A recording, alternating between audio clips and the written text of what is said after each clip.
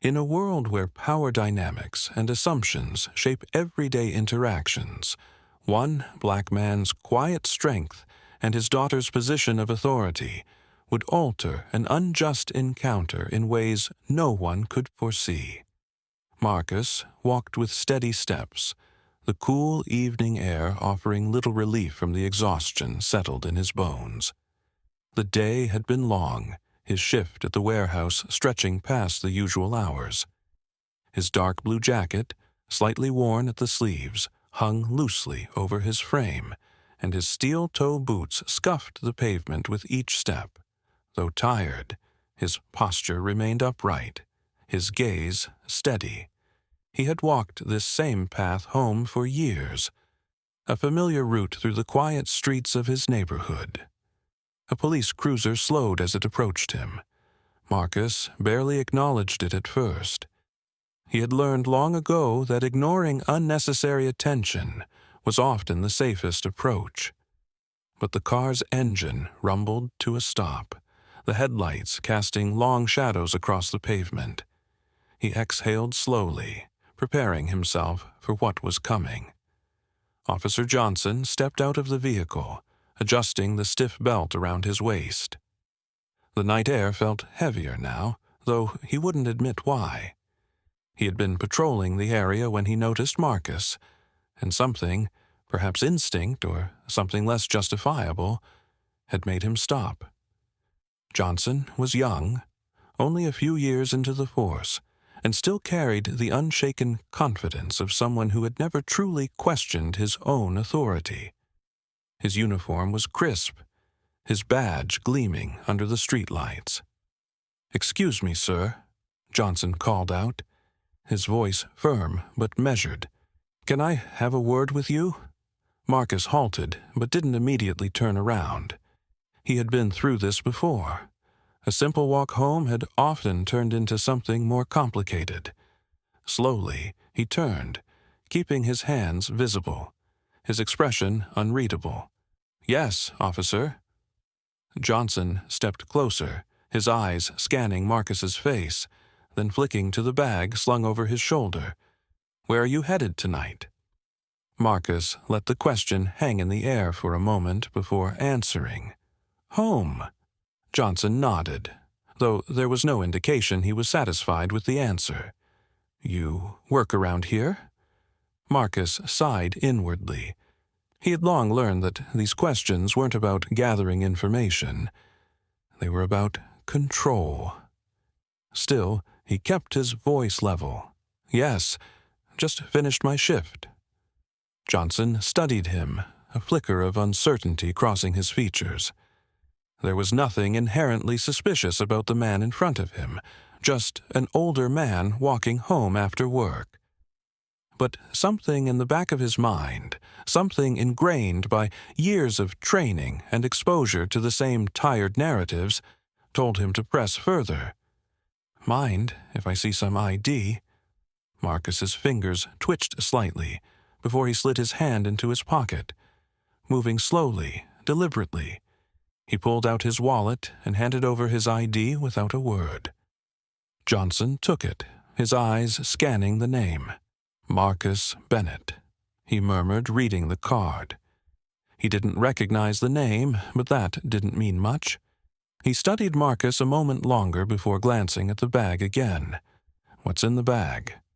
Marcus exhaled through his nose, a habit he had developed whenever patience was required. "Work clothes, a lunch container, the usual." Johnson considered that for a moment, his grip tightening slightly on the ID. There was nothing outwardly wrong here, nothing to justify suspicion, and yet the radio on his shoulder crackled, and he instinctively reached to adjust it. But before he could respond, another voice interrupted the tension. "Officer Johnson." Both men turned toward the sound. A sleek black car had pulled up alongside the curb, the door opening with a controlled ease. A woman stepped out, her heels clicking against the pavement with quiet authority. She wore a dark coat over professional attire, her posture upright and commanding. Johnson's breath hitched as recognition dawned on him. It was Assistant District Attorney Bennett, his superior, his boss, and Marcus's daughter. Marcus had long accepted that life had never been easy for him. His hands, rough from years of labor, told the story of a man who had worked tirelessly to provide for himself and his daughter. From a young age, he understood that the world wasn't built to give him opportunities. He had to fight for every single one. Growing up in a neighborhood where jobs were scarce and police presence was heavy, he had seen firsthand how easy it was for people who looked like him to be dismissed, ignored, or worse. Yet, despite the exhaustion that came with each passing year, Marcus never allowed bitterness to take root in his heart. He poured himself into his daughter, raising her to believe she could carve her own path, even in a world that often tried to tell people like them otherwise. Taylor was his pride and joy, the living proof that his struggles had not been in vain. Every sacrifice he made had led to her success. Detective Taylor Bennett was known for her sharp instincts and unwavering commitment to justice. She was respected, not because of who her father was, but because she had earned her place in law enforcement through sheer determination. Unlike many of her colleagues, she carried an intimate understanding of the way authority was often wielded unfairly. She knew that for every law meant to protect, there were loopholes used to oppress. She had seen it in her father's life, in the quiet way he carried himself, always aware of how he was perceived in certain spaces.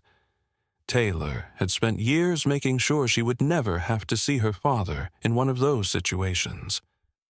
Officer Johnson, on the other hand, had never questioned the authority he wore like a second skin. Raised in a predominantly white, affluent neighborhood, his understanding of crime and law enforcement had been shaped by textbooks, training drills, and dinner-table conversations that rarely considered the nuances of racial bias. He had been taught that criminals looked a certain way, came from certain places, and that those who didn't conform to societal expectations were always potential threats. It wasn't overt hatred that dictated his actions. It was years of conditioning, years of hearing the same stories told from one perspective. When he had joined the force, he had been eager to make a difference, to enforce the law and keep the streets safe. But safety, as he had come to understand it, was often subjective. And as he stood there now, with Marcus in front of him, something in his gut told him to remain on edge. He didn't recognize Marcus's exhaustion for what it was, a lifetime of hard work. He didn't see the resilience in the older man's eyes, the quiet dignity he carried despite the world constantly trying to shrink him. Instead, all Johnson saw was a black man walking alone at night, wearing an expression that was too unreadable for his comfort. So he had stopped him. Because in Officer Johnson's world, hesitation was dangerous. And questioning a man like Marcus, that was just protocol. Marcus walked steadily down the sidewalk, his steps slow but deliberate. The weight of the long workday pressed on his shoulders, but the thought of going home to rest kept him moving. The evening was quiet. The streets nearly empty except for the occasional passing car. He adjusted the strap of his worn-out bag, his mind already on the simple comforts of home. A warm meal, a moment of peace before another demanding day. But peace wasn't something men like him were often afforded. The distant sound of a police siren barely registered at first, blending into the familiar noises of the city. But when Marcus noticed the patrol car slowing down beside him, his body tensed instinctively. He had lived long enough to know what was coming before the officer even rolled down the window. "Hey, you!" The voice was sharp, authoritative. "What are you doing out here?" Marcus stopped walking, his fingers tightening slightly around the strap of his bag. Slowly, he turned to face the officer, his expression neutral but cautious. The man stepping out of the squad car was young, his uniform crisp, his posture rigid with the kind of authority that had never been questioned. Heading home, Marcus answered evenly. Officer Johnson took a few steps closer, his eyes scanning Marcus in a way that was all too familiar, assessing, measuring, assuming. "This isn't exactly the place to be hanging around at this hour," the officer said, his hand resting near his holster. Marcus exhaled through his nose, keeping his voice steady. "I live just a few blocks down." The officer studied him, his expression unreadable. "You got ID?" Marcus frowned but reached into his pocket slowly, retrieving his wallet and handing over his driver's license. He watched as the officer examined it, his eyes flicking back and forth between the card and Marcus' face. "This your address?" Johnson asked. "Yes." "You work around here?" "Yes." Johnson nodded slowly, but his stance remained stiff. "What do you do?" Marcus kept his patience, even as irritation flickered beneath the surface. "Maintenance. Been working at the same place for over a decade." There was a long pause, the air thick with unspoken tension. Johnson was looking for something, some justification to turn a simple conversation into something more. "You match the description of someone we're looking for," the officer finally said. Marcus felt his jaw tighten. "That right?" "Yeah," Johnson said, his tone unwavering. "Older, black male, walking in this area around this time of night. You wouldn't happen to know anything about that, would you?" Marcus let out a short breath, shaking his head. "I already told you. I'm just going home." The officer's grip on his belt tightened. "You mind if I take a look in that bag of yours?" Marcus's patience had its limits, but he had learned long ago that men like him couldn't afford to lose their temper in situations like this. "I do mind, actually," he said, keeping his voice calm, "unless you have a reason." That was enough to set Johnson off. "Why are you being difficult?" he snapped. "I'm not." Marcus held his ground. "But you've got no reason to search me."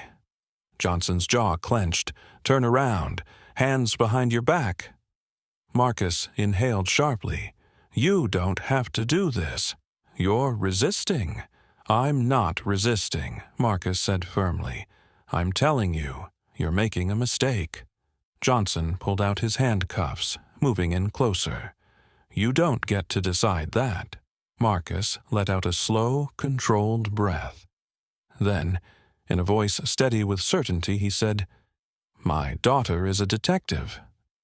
Johnson let out a sharp laugh. "Right," he said dismissively, "and I'm the mayor." Marcus didn't respond. He simply held Johnson's gaze unshaken. "Turn around," the officer ordered again.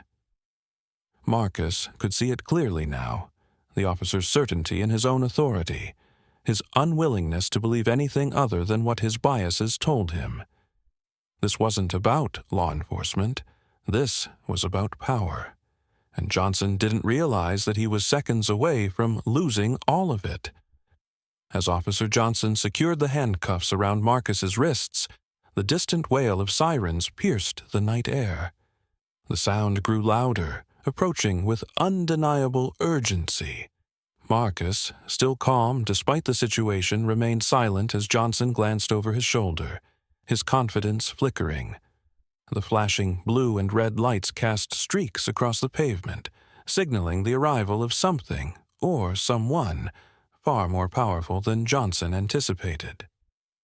A sleek, unmarked police vehicle came to a smooth halt a few feet away. The driver's door opened with precision, and out stepped Detective Taylor. Dressed in her standard-issue suit, her badge visible at her hip, she carried herself with authority and experience.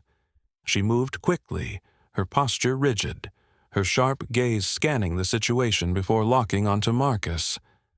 The moment their eyes met, a silent understanding passed between them.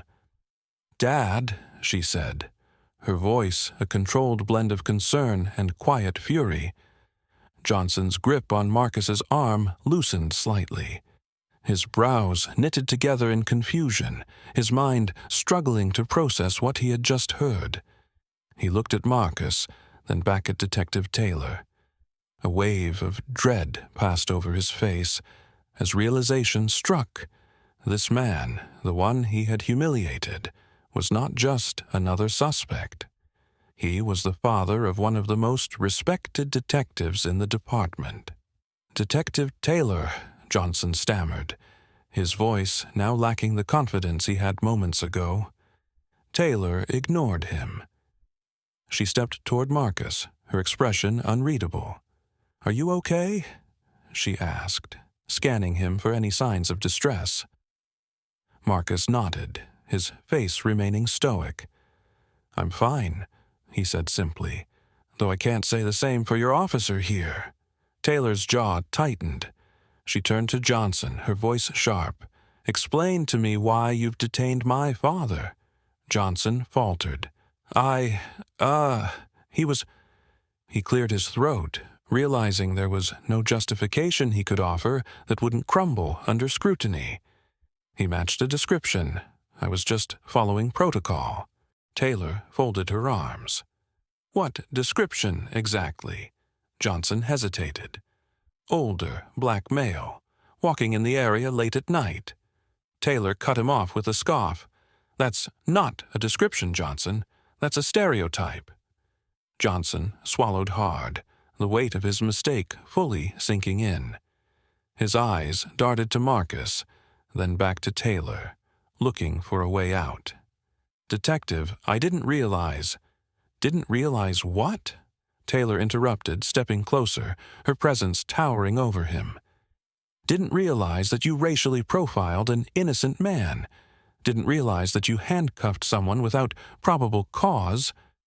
Her voice was sharp now, cutting through Johnson's weak attempts at justification. Johnson's hands fidgeted at his sides. It was a misunderstanding. He tried again. Taylor's patience snapped. "No, Officer Johnson, it wasn't. It was negligence. It was abuse of power. And now, you're going to give me your badge number." Johnson blinked, panic creeping into his features. "Detective, badge number," she repeated, her tone leaving no room for argument. Johnson hesitated before muttering the string of numbers, his voice barely above a whisper. Taylor pulled out her phone, making a note. "You will be reported to Internal Affairs. This is not going to be buried under misunderstandings and protocol. Actions have consequences, Officer Johnson." Johnson exhaled shakily, nodding stiffly. "Understood." Taylor turned back to Marcus and gestured for Johnson to uncuff him. The officer fumbled with the keys, his hands shaking slightly as he removed the restraints. Marcus rubbed his wrists briefly before looking Johnson straight in the eye. His expression wasn't angry. It was something much worse. It was disappointment. "Do better," Marcus said simply. Johnson, shamefaced, lowered his gaze. Taylor placed a firm hand on Marcus's shoulder. "Let's go home," she said, her voice softer now. As the two of them walked toward her car, Marcus didn't look back. He didn't need to. He knew Johnson wouldn't forget this night any time soon. What would you do if you were in Marcus's shoes? How would you handle this type of situation? Let me know in the comments below. As the night settled over the city, Marcus sat quietly in the passenger seat of Detective Taylor's car, his hands resting on his lap. The lingering sting of the handcuffs still pressed into his wrists, but he refused to let it define him. His daughter, focused on the road, was seething, her grip on the steering wheel tight with controlled fury. "You okay?" she asked again, glancing at him briefly. Marcus nodded, his face unreadable. "I've been through worse," he said, his voice calm. "This isn't new to me." Taylor exhaled sharply, shaking her head. "That doesn't make it right." "No, it doesn't," Marcus agreed, staring out the window. The city lights blurred as they drove, a reflection of the whirlwind of emotions inside him. "But what matters is how we respond." Taylor knew he was right, but that didn't make it any easier to accept. She had spent years fighting for justice, climbing the ranks in law enforcement to create real change. Yet here she was, watching her own father suffer at the hands of the same system she was trying to fix. Back at the precinct, news of the incident had already spread. Officer Johnson's superiors had been informed, and Internal Affairs wasted no time in launching an official investigation. His record was pulled, his history scrutinized.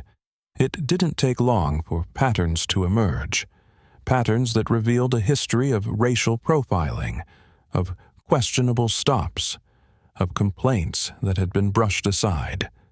By the next morning, Officer Johnson was placed on administrative leave. His badge and gun were taken from him, and the weight of his actions began to settle on his shoulders. The department, now under public scrutiny, could no longer ignore the systemic flaws that had allowed officers like him to operate unchecked. Meanwhile, Marcus resumed his daily life. But the encounter had left an impression, not just on him, but on the entire community. The neighborhood buzzed with conversations about what had happened, about the dignity with which Marcus had handled himself, about the unwavering strength Detective Taylor had shown in holding the officer accountable. One evening, Taylor stopped by her father's house, finding him sitting on the porch, sipping tea as the sun dipped below the horizon. She sat beside him, her expression softer than it had been in days.